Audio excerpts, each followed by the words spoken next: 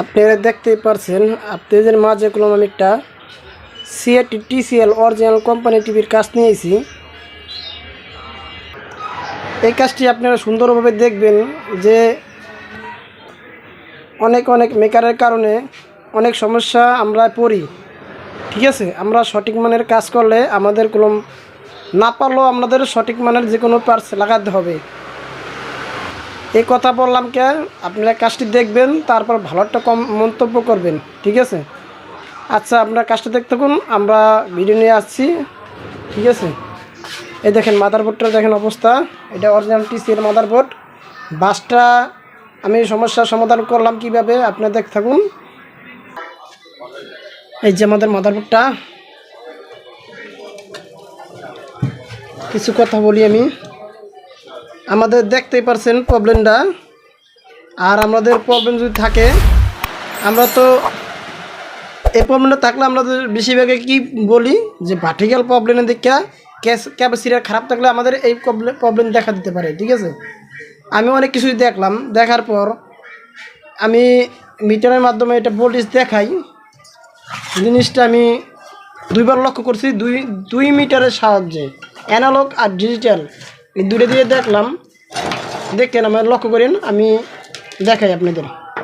আর কি ভুল কিছু কিছু টেকনিশিয়ান ভাইরা কি ভুল করে, ঠিক আছে, সে ভুলটাও দেখাবো। আমি এসি ইনপুট করলাম, মানে বি প্লাস ভোল্টেজটা দেখাবো। আর এনে আমার 250 ভোল্ট সিলেক্ট করা আছে। দেখেন ভোল্টেজ দেখেন, ঠিক আছে, আমার 90-95 মতন দেখায়। আমার অ্যানালগ তো পুরো সঠিক ম্যাপ দেখা যায় না। ঠিক আছে, এরকম দেখায়। আচ্ছা দেখতেই পারছেন আমার টিভিতে মধ্যে ভাস। আমি এরকম অ্যানালগে দেখাইলাম, ডিজিটাল দেখেন, আমি ডিজিটাল মিটার দেখাই আমাদের। এই যে আমাদের ডিজিটাল মিটারটা আনলাম, আমি বেশিরভাগ অ্যানালগ দিয়ে মাপি, আমার অ্যানালগ দিয়ে ভালো লাগে আমাদের। আচ্ছা ডিজিটাল দিয়ে মাপলাম, দেখেন ডিজিটালে কত দেখায়, আমার 200-তে সিলেক্ট করা 107 ভোল্ট দেখায়। এই বি প্লাস ভোল্টেজটা দিতে দেখায়। আমার অ্যানালগে দেখায়, দেখছেন কত দেখায়, আমার 90 রকম দেখায়, মানে সরি 100 রকম, মানে 95 দেখায়। আর এর ভিতরে দেখা কত, আমার 107 ভোল্ট। এখানে যদি বি প্লাস ভোল্ট 107 ভোল্ট দেখায়, আপনি ধারণা করতে পারেন কি যে মিটারে কোনো একটু কম বেশি অ্যানালগ দেখাইতে পারে, মানে 7 ভোল্ট দেখায় বি প্লাস ভোল্টেজটা সুন্দর ওকে দেখাইতেছে। তারপর আমার মনে একটু সন্দেহ আইছে যে আমি অনেকবার এই যে আমার ভার্টিক্যাল ক্যাপাসিটি চেঞ্জ করছিলাম, চেঞ্জ করে দেখলাম যে আমাদের ভার্টিক্যাল ক্যাপাসিটার খারাপ নেই। ঠিক আছে, তাও দেখলাম, তারপরও সমস্যার সমাধান হয় নাই। তারপর আমি আরেকভাবে দেখছিলাম, যদি আমি দেখতে চান আবার তো আমার অনেক সময় লাগবে।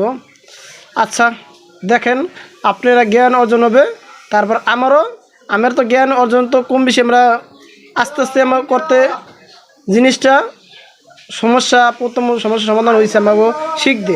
আপনার জিনিসটা দেখাই, আপনারাও সুন্দরভাবে লক্ষ্য করতে পারবেন ও শিখতে পারবেন। ঠিক আছে, দেখতে থাকুন। আমাদের এটা বলুন অরিজিনাল পাওয়ার সাপ্লাইটা করা আছে। ঠিক আছে, আমি দেখেন বাসটার আমি ওকে করি, আর বি প্লাস ভোল্টেজটা করলাম 107 ভোল্ট দেখতে পাচ্ছেন, তার মধ্যে দা ভাস। ঠিক আছে, আমরা এখন পাওয়ারটা কাজ করে এটা কেলির মাধ্যমে দেখাবো যে জিনিসটা ওকে হয়েছে নি। দেখতেই পারছেন আমরা ইনপুট টেন্ডেন্সটা সারাই আমরা একটা কেলি লাগাইলাম, কেলির মাধ্যমে দেখাই ভোল্টেজটা দেখাই কত দেখায় ভোল্টেজে,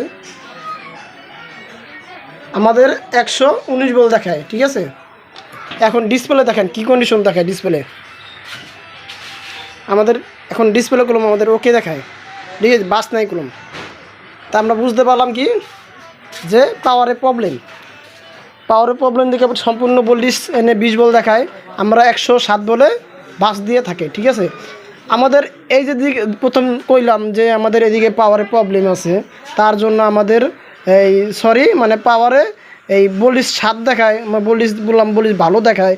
যখন আমাদের চায়না ভোল্টেজে ওই যেরকম 90-95 থাকে না, 95, 100, 105, 7 থাকে, এরকম থাকলেই টিভিটা ওকে থাকে। ঠিক আছে, আর এইটার ভিতরে 107 ভোল্ট দেখায়, 7 ভোল্ট থেকে মাঝখানে বাস দেখায়, এখন কেলির মাধ্যমে জিনিসটা ওকে দেখায়।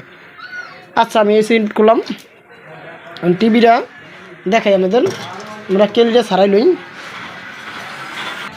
আমরা কলম কেলির মাধ্যমে এই ভাঁজটা কলম সমস্যার সমাধান করলাম কিভাবে, যে আমাদের এই পাওয়ারটার কারণে কলম আমাদের এই ভাঁজটা দিয়ে থাকে, আমরা কেলির মাধ্যমে 100% শিওর হইতে পারছি। ঠিক আছে, এটা কলম একটা ভালো একটা জিনিস, যে এই আমরা কলম কেলির মাধ্যমে অনেক জিনিস পাওয়ারটা ঠিকভাবে কাজ করেনি, সেইটা কলম সমস্যার সমাধান করলাম কেলির মাধ্যমে, যে আমার পাওয়ারের প্রবলেম এই জিনিসটার কারণে বুঝতে পারলাম কেলির মাধ্যমে। ঠিক আছে, আমরা এইদিকে এক টেকনিশিয়ানের ভুল আছে, কীরকম ভুল আছে আমি দেখাই আমাদের। আমি টেন্ডেস্টার এই টেন্ডেস্টার লাগাই না পর আমি দেখাই। এতক্ষণ দেখার পর অনেক কিছু দেখার পর ভিডিওটা আমাদের দেখাইলাম, কেলিও দেখাইলাম, জ্ঞান অর্জন তো হবে, আল্লাহ ভরসা। ভালো একটা কমেন্ট করবেন আপনাদের অনুরোধ। এই দিকের ভিতরে আমার সন্দেহ হইল, আমি এগুলো এই যে 18-15 টেন্ডেস্টার আছে এইদিকে, 13টাই 18-15 টেন্ডেস্টার এই পাশে। ঠিক আছে, আমাদের এনে রেগুলেটর একটা কাজ করে। আমার এই যে পিসি আছে, আমার পিসি বলি, কাপলার বলি, বেশিরভাগ এটা পিসি বলে মানুষ, এরকম কাপলার। ঠিক আছে, এটা সংযোগ আমার এই টেন্ডেস্টার আইসে প্লাস ভিআরে কাজ করে কুমন বারণ। আমাদের এই যে অনেক কিছু দেখার পর আমি ভিআরটার ভিতরে সন্দেহ করলাম যে ভিআর হালকা কমে। আমি এই ভিআরটা লাগাইছে মেকার না কি আল্লাহ জানে, ভুলভাল লাগাইলে তো আর হবে না, যেই নাম্বার সেই নাম্বার বসাইতে হবে। ঠিক আছে, এই যে ভিআরটার নাম্বার আসলো, এই নাম্বারটা খেয়াল করুন, এনে 203 আছে আর ওটা 202। ঠিক আছে, আমি এই ভিআরটা লাগানোর পর আমাদের সমস্যার সমাধান হয়েছে, পাওয়ারটা ঠিক মতন কাজ করে। ঠিক আছে,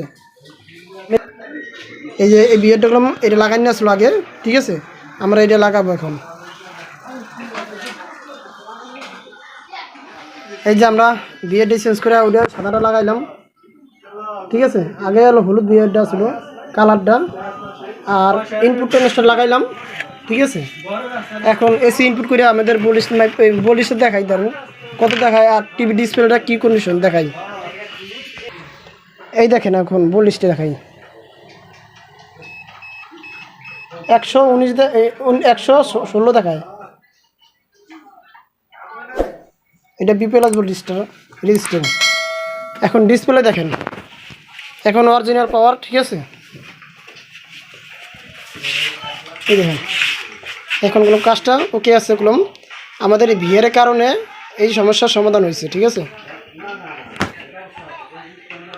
ভিডিওটা যদি ভালো লাগে লাইক ও কমেন্ট ও শেয়ার করবেন, সাবস্ক্রাইব করে চ্যানেলটির পাশে থাকবেন।